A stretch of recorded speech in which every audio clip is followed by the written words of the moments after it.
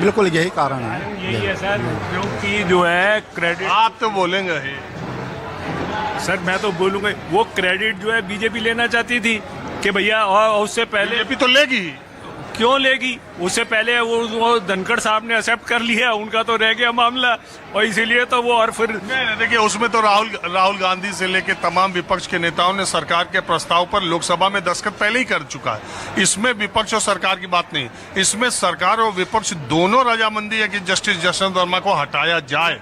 बस ये है कि मैसेज ये जाए कि किसके प्रस्ताव पर हटाया गया, उसके लिए तो गवर्नमेंट चाहेगी कि देखिए जी हमने एक करप्ट आदमी को हटा दिया है ना, और हम उसके खिलाफ लड़े। लेकिन वो जो है धनखड़ साहब तो जो है वो तो घाट घाट का पानी पिए बैठे हुए हैं। उन्होंने कह दिया कि कानून मैं भी जानता हूँ, मैं पढ़ा लिखा हूँ। बस इतनी सी बात पे ठन गई उनकी जो है, कह रहा अच्छा तेरे को ज्यादा कानून पता है तो फिर ठीक है। ये सारा वजह तो यही हुई है। और बीमार क्या पड़ेंगे सर, बीमार तो मेरा जैसा आदमी पड़ेगा ना। जेनरिक दवाई खाता हूँ मैं सारी CGHS की, वो खाते हैं ब्रांडेड ये सारे मिनिस्टर। अरे जेनरिक खा के रोज एकदम टाइम से झोला लेके वो कॉफी होम पहुंचा रहे हैं। आपसे कम कभी, आपसे स्वस्थ कौन ज्यादा है आदमी। रोज आप चल रहे हैं पैदल, रोज सीपी घूम रहे हैं। बहरहाल आप मुझे एक बात बताइए, आपको क्या लगता है देश का अगला उपराष्ट्रपति क्या होगा? आपको एक गेस बताइए। देखिए मैं जो है अभी पहले दिन वो बात कर रहे थे उनकी, क्या नाम है, नीतीश कुमार की, कि नीतीश कुमार नहीं वो तो वो नहीं। लेकिन उसके लिए दो आदमी जो है मेरे को बहुत उचित लगे हैं, जो उतनी ही वफादारी से, उतनी ही ईमानदारी से जो है, जिन्होंने धनखड़ साहब ने की है ना सेवा, वो कर देंगे। एक आरिफ मोहम्मद है और एक ये विनय सक्सेना भी है।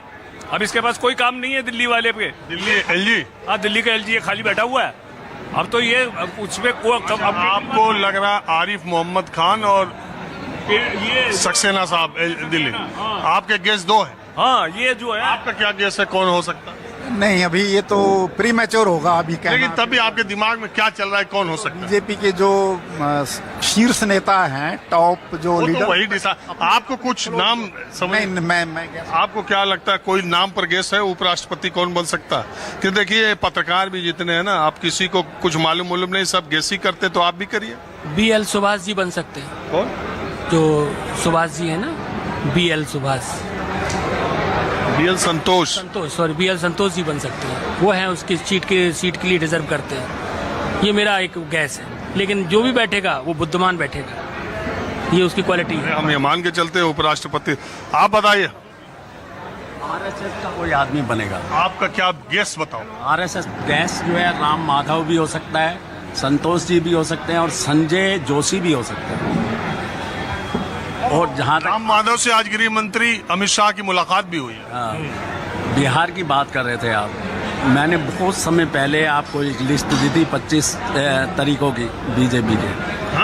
25 तरीकों की लिस्ट दी थी, दिखाई थी आपको, मतलब आपने वो फोटो भी किया था कि किस तरह से जीतती है बीजेपी। ये इनकी नई चाल नहीं है SIR जो उसमें बिहार में चालू कर रहे हैं, ये बहुत पुरानी है। यार आप लोग तो यहाँ कॉफी होम में बैठकर सुबह से शाम तक बीजेपी की निगेटिव बातें क्या है।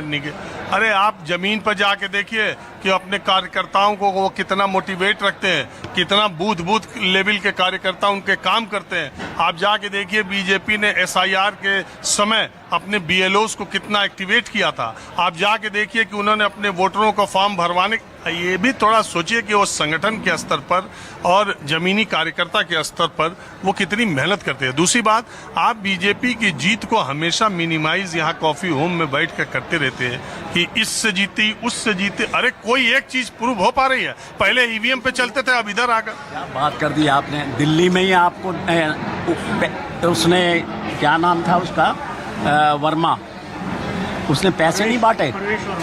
ये क्या है, वोटरों को खरीदना है ये, या ऐसे ही पैसे बांट दिए उसने? अच्छा उनका तो NGO था। अच्छा उस महीने के बाद मैंने पता नहीं किया, उन्होंने कैलेंडर भेजा था कि हर महीने आना, 1000 ले जाना प्रवेश वर्मा में। पता नहीं वो दे रहे हैं, अब बंद कर दिए। अरे पार्टी नहीं दे रही, जो पार्टी है वो।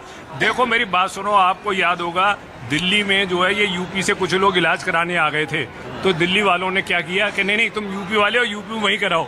और इतना इन्होंने हल्ला मचाया, और अब औरतों को कह दिया भैया दिल्ली का कार्ड लाओ और तब बस में चढ़ो। फ्री हाँ, तो टिकट। आप बताइए उपराष्ट्रपति पर आप क्या करेंगे? उपराष्ट्रपति पे मैं ये कह रहा था कि आरएसएस का आदमी बनेगा, राव माधव हो सकता है, संजय जोशी हो सकते हैं, और इन्होंने जो संतोष जी का संजय नाम- जोशी से तो वर्तमान नेतृत्व के संबंध अच्छे नहीं है, बहरहाल पता नहीं। पता नहीं, अच्छा इनमें से कोई आदमी होगा, ठीक है, इनमें से कोई आदमी होगा। एक आदमी है सर, उससे जो है कांग्रेस का मुंह भी बंद हो जाएगा और बीजेपी का भी जो है हल हो जाएगा। शशि थरूर, सीधी सी बात है। शशि थरूर मैं लोकसभा के सांसद हैं। मैं तो अपनी तरफ से बता रहा हूँ, मतलब चाहता हूँ मोहन भागवत जी को बना दिया जाए, बना दिया जाए। मोहन भागवत जी को बना दिया है उपराष्ट्रपति। वो इस समय अरे आप भी बात करते हैं संघ प्रमुख, बड़ा ऐसे देखिए वो बात कहिए, अगला पद। अरे वो आप बात कहिए जिसको समझ। संघ प्रमुख इस देश में 1925 से लेके जो संघ प्रमुख आज तक बने हैं, उन सब की डिग्निटी, इंटीग्रिटी की बात, और उन्होंने एक संगठन को पिछले 100 वर्षों में कहां से कहां तक पहुंचा दिया। दूसरी बात ये कि संघ प्रमुख भी 75 का इशारा कर रहे हैं, सितंबर महीने में वो 75 साल के हो जाएंगे।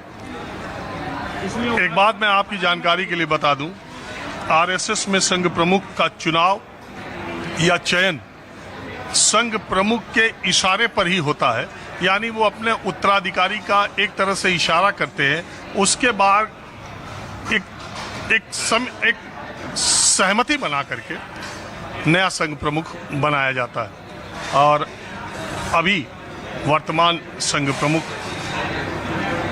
मुझे लगता है अगर मैं सही हूं तो 2009 के आसपास वो संघ प्रमुख बने थे। 75 वर्ष की आयु, और उसकी भी बहुत सारी चर्चा है कि 75 साल का होने के बाद ये जिम्मेदारी वो जिम्मेदारी। संघ प्रमुख बनने के लिए आयु कोई सीमा नहीं है, न कि कोई न्यूनतम आयु होनी चाहिए, न कोई उसमें उच्चतम आयु का है कि आपको रिटायरमेंट लेना है। ये पूर्णतः संघ प्रमुख के विवेक, स्वास्थ्य और उनके चिंतन पर ये निर्भर करता है। तो इसलिए एक ऐसे बड़े संगठन के नेता प्रमुख मोहन भागवत जी हैं। बहरहाल मैं कुछ और लोगों से इसी एक बात कहना चाहता हूँ, आपने ये कह दिया कि जो है मैं ऐसा ही बोलूँगा। मैं उसकी एक बात बता दूँ आपको, आप ये कह, मैं एक आपको ना बीजेपी का एक बहुत बढ़िया काम बतलाने जा रहा हूँ जो हुआ। मेरे को रोज रात सपना आ रहा था, बहुत डर लग रहा था, मैं उठ के चिल्ला रहा था। मेरी बीवी कहती है क्या हो गया? मैंने कहा मुझे सपनों में दिखाई दे रहा है कि धनखड़ जो है देश का राष्ट्रपति बन गया। तो वो चांसेस खत्म हो गए। ये बीजेपी ने बहुत अच्छा काम किया। मैं इसलिए ये आपको कहा कि आपका चेहरा मेरे कार्यक्रम में कई बार आ गया, और मेरे कई दर्शक मेरे कार्यक्रम में आपको शायद पहचानते भी हो, और आपका व्यू पॉइंट क्या रहता है। जैसे कि पार्टी के प्रवक्ता वो टीवी की डिबेट में आते हैं तो मालूम होता है कि वो किसका पक्ष लेंगे अपनी पार्टी का। ये आपकी पहचान भी उस तरह धीरे धीरे बन गई, इसलिए मैंने आपकी पहचान को पहले ही उजागर कर दिया। बहरहाल मैं